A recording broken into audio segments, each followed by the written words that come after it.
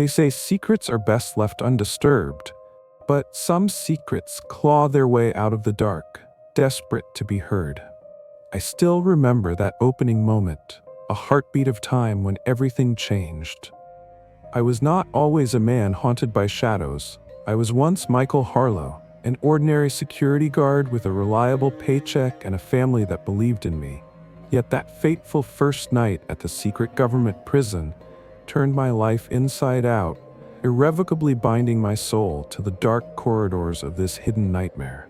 I always prided myself on being vigilant. From the moment I signed on, I embraced the responsibility of ensuring that no danger ever slipped past my watchful eyes. I was meticulous, methodical, and above all, rational. Yet as I crossed the threshold of the facility that night, I began to wonder if there was some hidden truth behind the cold concrete walls. Every instinct screamed that I was walking into something beyond the ordinary, something inexplicable. Hey there, if you're immersed in this dark journey so far, now's the perfect moment to hit that like button and subscribe. Your support helps keep the chills coming, and I'd love to know, what do you think is lurking in the shadows? Drop your thoughts in the comments below, and don't forget to share this video with fellow horror fans who dare to explore the unknown. I had been briefed in hushed tones, handed a dossier thicker than any I'd ever seen. Its contents were sparse on details but reeked of government secrecy, a recipe for unease. I recalled the night vividly, a brisk autumn evening with a heavy mist clinging to the ground, as if nature itself sought to obscure what lay ahead. With every step closer to the facility, the weight of that unspoken promise, of danger, of mystery, grew heavier upon my shoulders. Inside, the prison was a labyrinth of narrow corridors and dimly lit passageways. The lights overhead hummed softly, casting long, uneven shadows that danced across the walls. I felt an odd rhythm in that hum, a sort of pulse that seemed to echo the irregular beat of my own heart. At first, I chalked it up to my own nerves. After all, I was new, and this was no ordinary assignment. Yet, deep down, I couldn't shake the nagging sensation that the prison itself was alive, that it was waiting, watching. I was assigned to Sector Delta, a name that hinted at something out of the ordinary, a place that even among the ranks of our covert operatives was spoken of only in half-whispers and anxious glances. I took my post near a cell block that, despite the enforced order, seemed to throb with a history too deep to be documented in any official record. The corridors here narrowed, the air stilled, and every sound seemed unnaturally amplified. My uniform was neat, my badge gleamed in the sporadic light. I had been known among my peers as the reliable, level-headed Michael, steadfast and determined. I was the kind of person who believed in following orders, in upholding the law, no matter how murky the source. But beneath that facade of discipline lay a quiet curiosity, a hunger for understanding that sometimes got me into trouble. I wasn't one to simply accept what was presented. I needed to know, to understand, to see if there was truth behind the tales of experiments, of unexplainable phenomena. Before my shift began, I had spent a few moments alone in my small, cramped locker room, a space as sterile as it was suffocating. I looked at my reflection in the dusty mirror, noting the tired lines around my eyes and the determined set of my jaw. I thought of my family, my wife, Laura, and our little girl, Emma, and wondered how I could leave them behind if this night turned into something unearthly. The thought forced a pause in my steps. But duty called, and curiosity outweighed trepidation. With a steadying breath, I walked out of that room and into the unknown. The corridor I patrolled was lined with old, chipped paint and forgotten graffiti, a silent testament to the countless souls who had passed through these halls. I moved slowly, deliberately, each step measured as if the very floorboards were aware of my presence.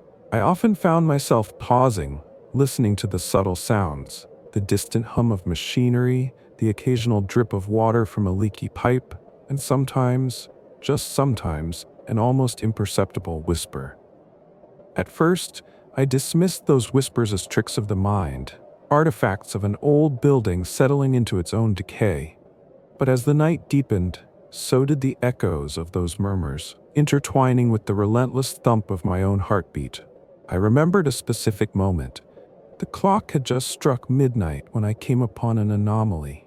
A flicker of movement in the peripheral vision, a silhouette that vanished when I turned. I paused, breath caught in my throat. The corridor was empty, yet I could sense the presence lingering in the cold air, as if it had been waiting for me. I couldn't tell if it was my imagination or something far more sinister. That pause, a brief suspended moment, was the prelude to everything that followed. As I advanced deeper into Sector Delta, I couldn't help but notice the subtle changes in my environment. The air grew colder, heavier. I began to notice that the hum of the lights took on a different tone, almost like a low, mournful chant. I tried to rationalize it. Old wiring, I whispered to myself, though deep down I felt the unyielding pressure of an unseen force. Every now and then, I would catch a glimpse of something moving in the darkness, just a flash, a ripple of motion, as though someone or something was following me. I'd stop, listening intently, each sound magnified into a sinister melody of suspense. In those moments, I questioned the very nature of my reality. I had entered this place as a man of logic, a believer in the certainties of order. Yet, the whispers and shadows began to erode that certainty, replacing it with a creeping dread. I recalled my father's old adage, spoken in a gravelly tone during my childhood. There are things in the world that defy understanding. Don't go chasing them. I hadn't understood it then. Now, in the dim glow of that forsaken corridor, his words echoed through my mind with a haunting clarity. I took a seat in the small security booth, its solitary window overlooking a particularly grim stretch of the corridor.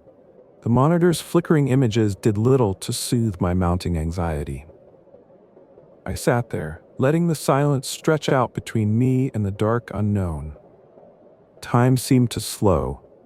Seconds turned into minutes, and each minute was punctuated by the rhythm of the hum overhead and the distant, almost rhythmic drip of water. In that suspended silence, I started to consider the possibility that I was not alone in this forsaken place. I was a man who believed in facts and evidence, yet I could not ignore the mounting proof that there was something inexplicable at work here. I began to document every sound, every flicker of light, every shiver that ran down my spine. I scribbled notes in my worn-out notebook, detailing the minutiae of my observations. I noted the temperature drop in certain areas, the anomalies on the monitors, and the way the shadows seemed to stretch unnaturally long. I was meticulous, a habit honed over years of service. But tonight, every detail felt like a piece of a puzzle that was far larger and far darker than I could have ever imagined. My thoughts kept returning to the whispered voices. They weren't clearly defined words, but rather fragmented sounds that seemed to blend with the ambient noise, a mix of agony, longing, and perhaps even a plea. I didn't understand them, but I felt an inexplicable urge to listen, to decipher their meaning. I couldn't help but wonder, were they the echoes of past experiments, the voices of the damned, or perhaps the lingering remnants of something far more sinister that had been contained within these walls?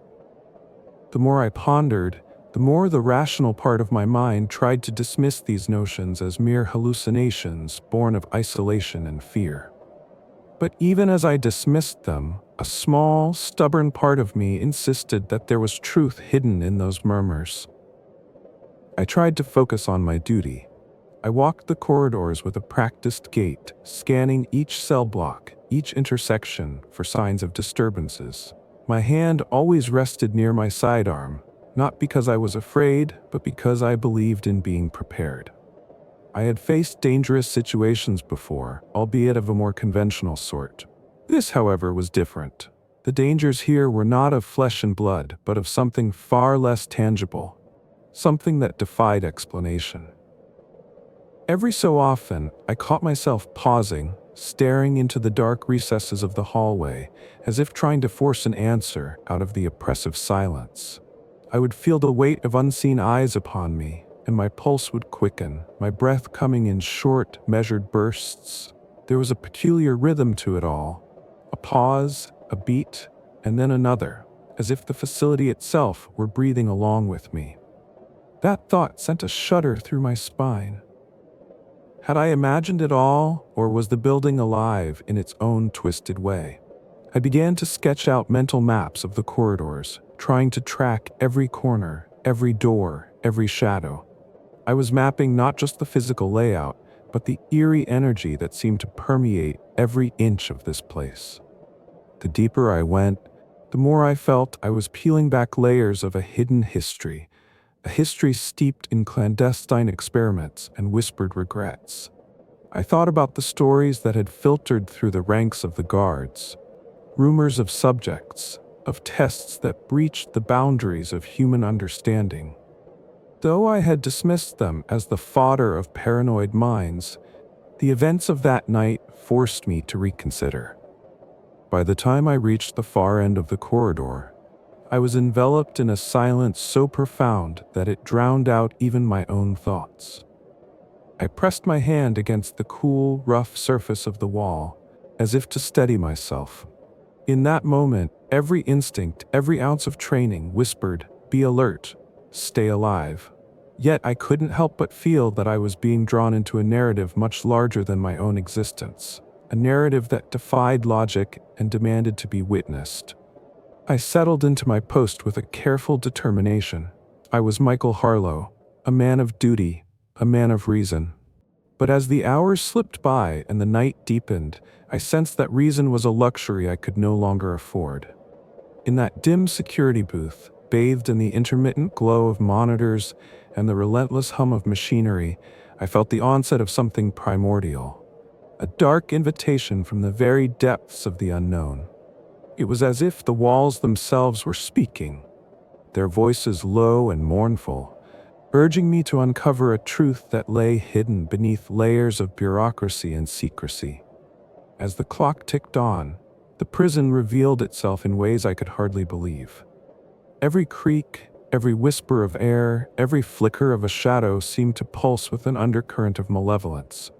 I knew that I had been chosen, whether by fate or by the unyielding hand of destiny, to bear witness to the horror that lurked just beyond the veil of normalcy.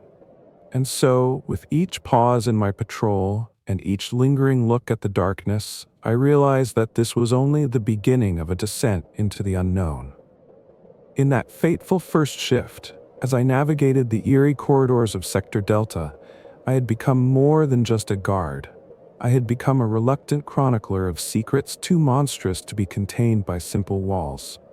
I was Michael Harlow, steadfast, curious, and now irrevocably entwined with a fate that promised terror beyond imagination. The night stretched on, and with every heartbeat, I sensed that the prison was not just a building, but a living testament to the horrors hidden in plain sight, a horror that would forever haunt me, etching its presence into my soul with the chilling precision of a nightmare that refuses to end. And so it began. In the deepest recesses of night, when even the shadows seem to hold their breath, voices whisper from the void. The night had long passed its midnight hour when I first heard them. I had been stationed at Sector Delta, the very heart of this forsaken prison, and it was there, in a corridor choked with oppressive silence, that I felt the first stirrings of something unnatural. The echoes came not as a single coherent word, but as a tapestry of murmurs, woven into the fabric of the dark, cold air. They were soft, almost imperceptible at first, a gentle susurration that teased the edges of my hearing. I stopped, I listened, and in that pause, every beat of my heart screamed that something was terribly, unavoidably wrong. I was still grappling with the weight of my first shift, the unease that had settled over me like a shroud. The rational part of me had attributed the uncanny sensations to nerves, to the creeping isolation of an overextended night. Yet, deep within, A more primal instinct warned me that these voices were not born of fatigue or imagination. They were something else entirely, a haunting call from the depths of the unknown. Each step I took through the labyrinthine corridors was punctuated by a steady, reluctant rhythm. I moved with caution, as if the very darkness could reach out and ensnare me. The whispers grew louder, more defined, their cadence building slowly, a syncopated rhythm that danced between the beats of my own heartbeat. I found myself pausing at every intersection, every bend in the corridor, desperately straining to catch a full word, a coherent plea that might shed light on the source of this spectral phenomenon. I remember a moment, a pause so deep it felt as though time itself had faltered. I stood in a narrow hallway, the sound of my breathing amplified by the oppressive silence. And then, through the quiet, a distinct phrase emerged. "Set us free." The words were laced with anguish and longing, a desperate cry that clawed its way into my mind. I felt as though those words were meant solely for me, as if the very walls of this prison had decided to reveal a long-held secret. With cautious determination, I began to follow the murmuring trail. Each step was deliberate, each pause laden with anticipation. I navigated through twisting corridors where the lights flickered uncertainly, as if in conversation with the encroaching darkness. My senses were heightened. Every creak of metal, every subtle vibration of the building was magnified into an orchestra of foreboding. In the distance, the voices shifted.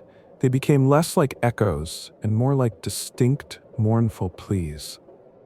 It was then that I realized that these sounds were not confined to a single spot.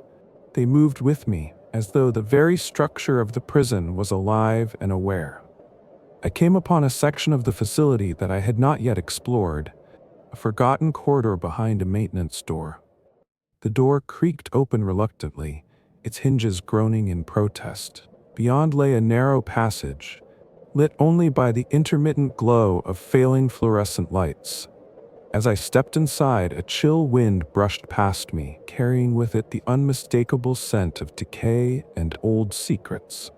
I could feel the weight of years, of memories long suppressed, hanging heavily in the air.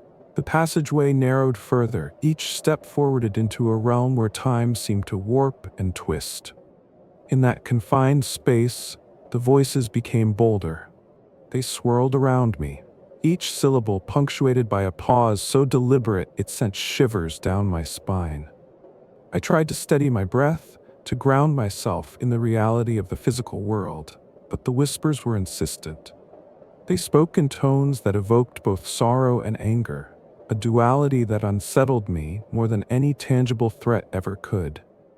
The words, fragmented as they were, began to hint at a deeper narrative. I could almost discern the names of those who had suffered within these walls, their silent pleas merging with the echoes of time. I recalled the stories that had been passed around in hushed whispers among the guards, tales of experiments that transcended the boundaries of human comprehension, of prisoners who had been subjected to unspeakable horrors. At the time, I had dismissed these as mere rumors, the fabrications of overactive imaginations fueled by isolation. But now, in the suffocating darkness of this hidden corridor, the pieces of those fragmented stories seemed to align with the cries that now surrounded me. The murmurs were not random, they were the vestiges of tortured souls, trapped in a limbo between worlds. I pressed on, driven by a compulsion that overrode caution. Each step was punctuated by an overwhelming sense of foreboding, as if I were trespassing on sacred ground, a domain where the laws of nature were distorted beyond recognition. I felt the oppressive weight of unseen eyes, as though countless spirits were bearing witness to my intrusion. In moments of silence, when the whispers seemed to hold their breath, I could almost feel their presence pressing in from every side, urging me to delve deeper into their mystery. At one point, I came to a junction where the corridor branched into two paths. One led to a dead end, shrouded in darkness and the promise of oblivion. The other meandered towards a cluster of cells, their metal bars rusted and pitted by time. I hesitated, knowing that any decision I made would irrevocably change the course of my night. In that moment of suspended thought, the whispers returned. This time, clearer, more insistent. "Choose. We need you," they intoned, their tone almost pleading. The choice was not one of preference, but of inevitability. I had no alternative but to follow the path that led toward the cells. As I advanced, my footsteps echoed against the cold, hard floor, each sound a reminder of my isolation in this vast, oppressive labyrinth. The corridor was lined with cells that seemed to stretch into infinity, each one a silent sentinel of untold stories. I moved from one cell to the next, and in the dim light, I began to notice faint markings on the walls, cryptic symbols etched with a precision that defied the ravages of time. They were the remnants of a language lost to memory, a code that whispered of experiments and ancient rituals. Every so often, the whispers would pause as if to allow these symbols to speak their own unspoken history. In one particular cell, the air was thick with an unnameable despair. The cell was nearly empty, save for a single worn mattress and a metal bucket that had long ago surrendered its purpose. As I stepped closer, the whispers crescendoed into a chorus of heart-wrenching laments. I could feel the sorrow in the air, a palpable grief that had seeped into the very fabric of the cell. It was as if the room itself had been a repository for the anguish of countless souls, their despair echoing long after their voices had been silenced. I paused, my mind racing to reconcile the evidence of human suffering with the supernatural nature of the sounds I had been following. In that charged moment, my thoughts strayed to the family I had left behind, Laura and little Emma. And I wondered if any of the innocent had ever known the true nature of pain and isolation. The whispers continued unabated, a relentless reminder that behind every closed door lay a story of torment.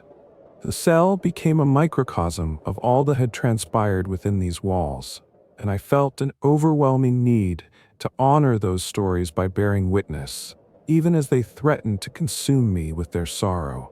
With trembling resolve, I moved on, the passage of time marked only by the measured rhythm of my footsteps and the persistent murmur of voices. The corridor led me to an even darker, more secluded wing of the facility, one that the official maps and records dared not document. Here, the architecture took on a sinister quality. The walls seemed to lean inwards, as if conspiring to crush any who dared to trespass. Every surface was etched with the history of suffering, every crevice a silent keeper of secrets best left buried. I reached a dead end, where the corridor terminated at a heavy, reinforced door. The whispers were louder here, each word resonating with a profound intensity. The door bore no markings, only the scars of time and neglect. Yet as I stood before it, I could sense that behind this door lay the source of the relentless calls. My hand hovered over the cold metal, and for a long, breathless moment, I hesitated. There was a pause, a silence so thick it felt tangible, before I summoned the courage to unlock it. Inside was a small, dimly lit antechamber. The air was stale, heavy with the smell of disuse and despair. Flickering lights cast elongated shadows that danced in erratic patterns on the cracked walls. In the center of the room, a solitary figure was barely visible in the gloom. I couldn't be sure if it was a person, a mere trick of the light, or a ghost from the past. The figure sat hunched in a corner, its head bowed, as though burdened by an unspeakable sorrow. I advanced slowly, every step measured and cautious, as if the floor might collapse beneath the weight of my curiosity. The whispers were now a constant companion, echoing around me, urging me forward. I knelt beside the figure.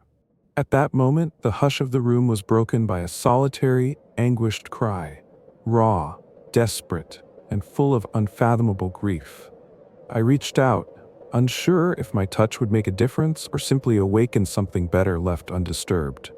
The figure's eyes flickered open, eyes that seemed to contain endless depths of torment, and a glimmer of hope. For an agonizing second, time itself stuttered. The eyes met mine, and in that silent exchange, I felt the weight of 1,000 unsaid apologies, a lifetime of pain that transcended the boundaries of life and death. The whispers around us grew louder, melding into a single, sorrowful hymn that reverberated in every corner of the chamber. The experience left me trembling, caught in the crossfire of empathy and dread. I could not help but ask, in a voice that was more a whisper than a question, "Who are you? What do you need?" The figure did not answer in words. Instead, it raised a trembling hand to its lips, as if to hush me, and the chorus of voices swelled to a crescendo, a mixture of relief and sorrow that resonated with the promise of liberation. "Set us free," they repeated, each syllable a plea, each pause a reminder of the unending wait. That moment crystallized something inside me, a commitment to uncover the truth, regardless of the cost. The whispers were not mere echoes of the past, but the living memories of souls trapped in this wretched labyrinth. They were both a warning and an invitation, a dual call to escape the horrors of confinement and to face the darkness that dwelled within these walls. I left the chamber with more questions than answers, my mind a tumult of fear, resolve, and an insatiable curiosity. The corridor outside felt different now, heavier, as if burdened by the knowledge of what lay behind that door. Every step echoed with the memory of that anguished cry and the desperate plea for freedom. I knew that whatever I had encountered was merely the surface of a deeper, more sinister mystery. The whispers had awakened a truth that demanded to be unraveled, a truth that promised salvation to those trapped in silence and despair. As I resumed my patrol through the winding corridors of Sector Delta, the rhythmic pulse of the prison seemed to beat in time with the whispers. Each pause, each subtle sound, became a note in the unfolding symphony of the unknown, a narrative written in the language of shadows and sorrow. I recorded every detail in my notebook, each observation a piece of a puzzle that was growing ever more complex. The voices were no longer just a phenomenon to be investigated. They were a living part of this place, an echo of every lost soul that had ever suffered within these walls. I felt both terrified and inexplicably drawn to the truth. In that state of suspended reality, I could no longer distinguish between the rational and the surreal. The whispers blurred the lines of my understanding, making me question the very nature of existence in that forsaken prison. I knew that the path ahead was fraught with peril, and that each new revelation would test the limits of my sanity.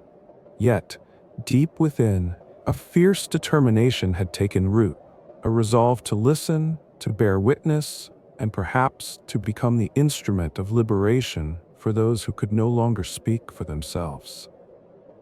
In the ensuing hours, as I continued my solitary journey through the heart of the prison, the whispers became both my guide and my tormentor.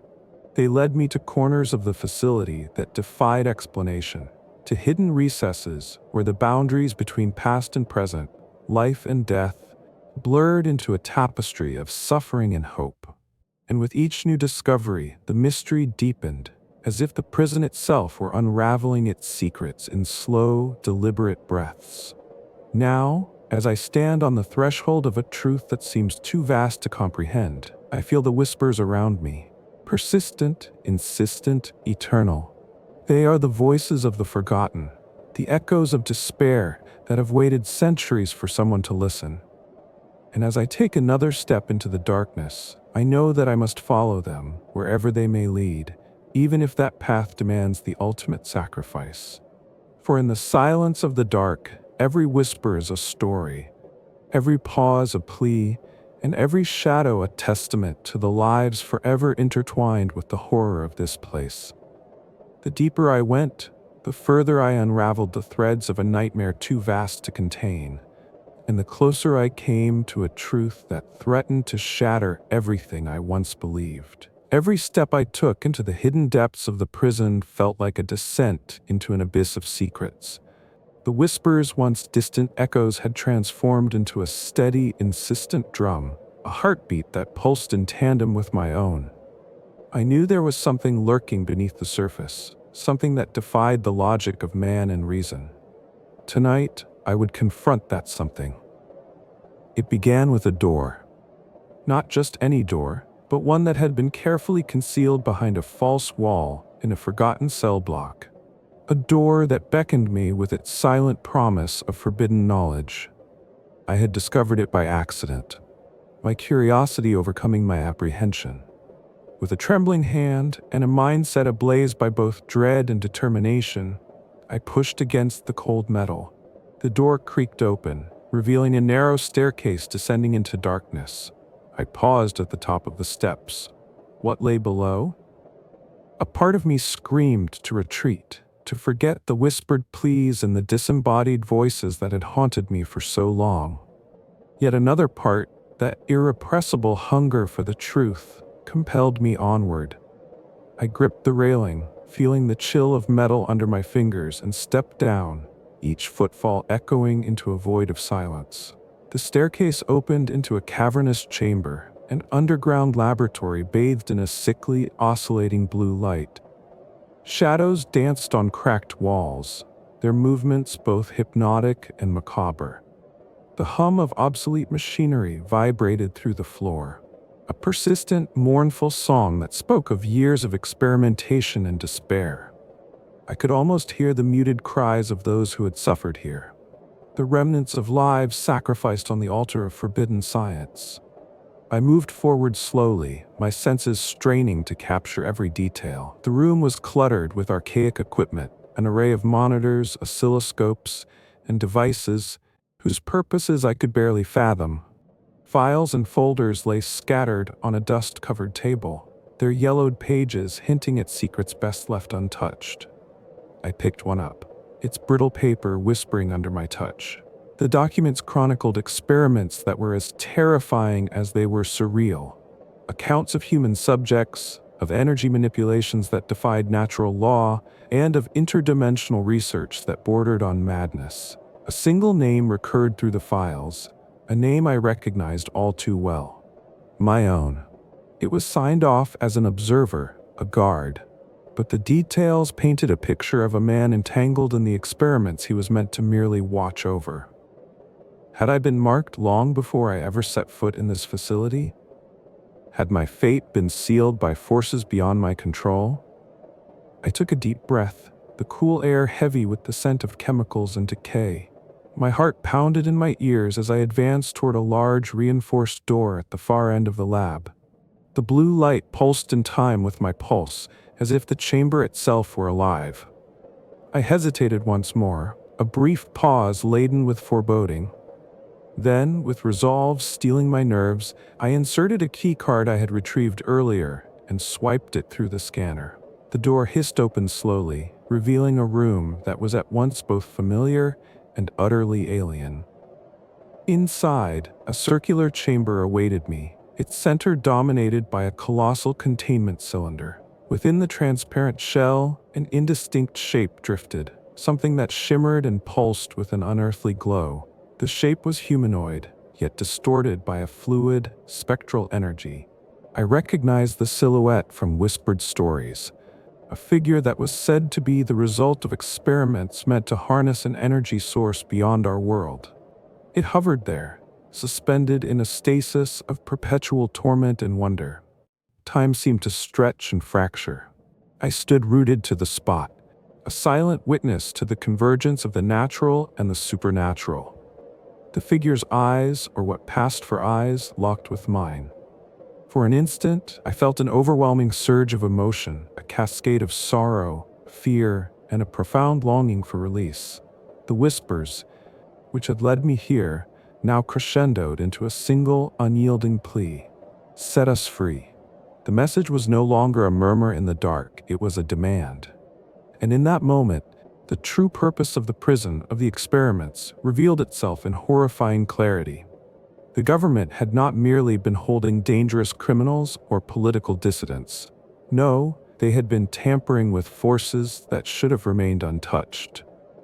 attempting to bridge the gap between our world and something far more sinister, a realm where human suffering could be transformed into a source of unfathomable energy. The containment chamber was not just a prison cell. It was a laboratory, a crucible for the forbidden, where lives were harnessed for experiments that transcended morality and decency. I could hear the collective heartbeat of the damned, each pulse echoing from the cylinder. The figure's energy surged, and for a brief moment, the room was filled with images of agony and liberation. A montage of lives twisted by the cruel hands of power.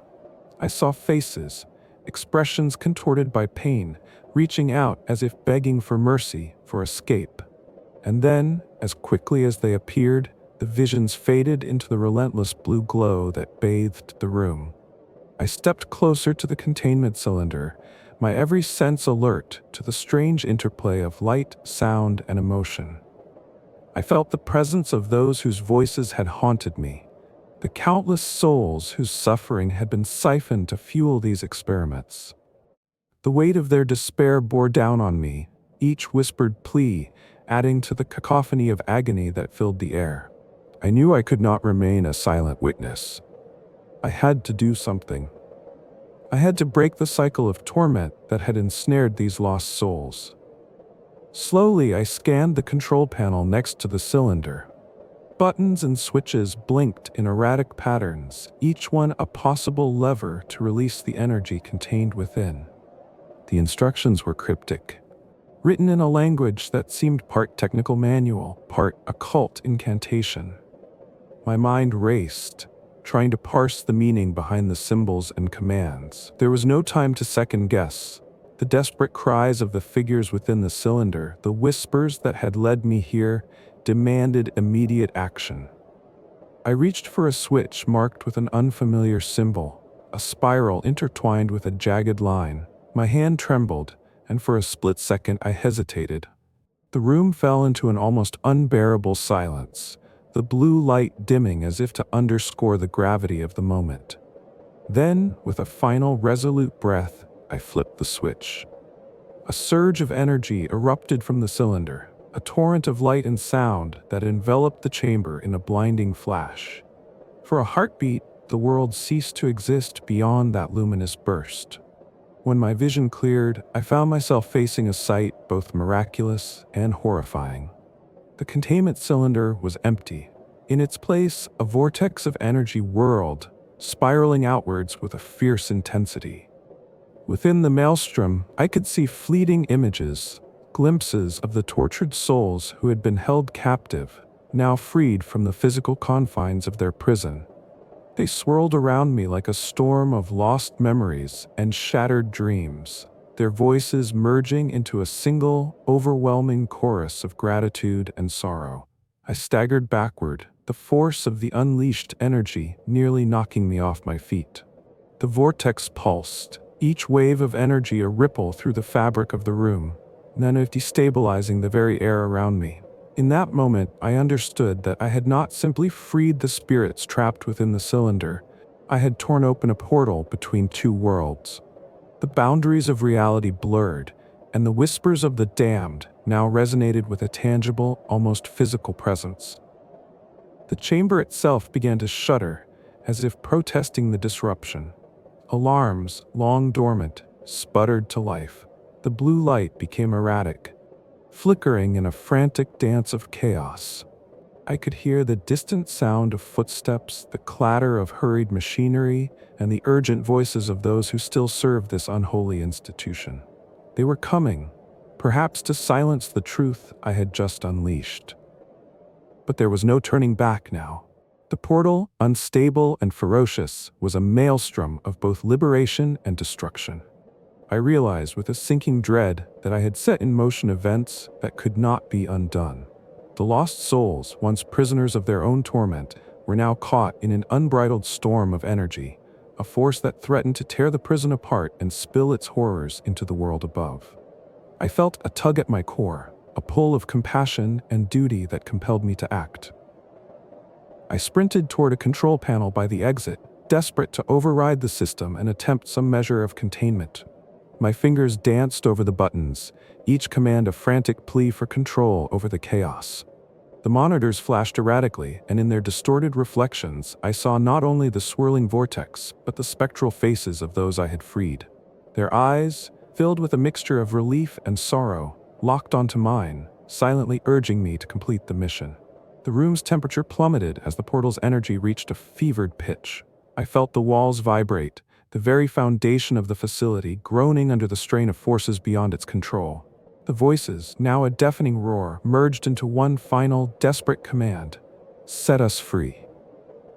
And in that final command lay both the promise of deliverance and the specter of annihilation. With a deep, shuddering breath, I initiated the sequence to seal the portal.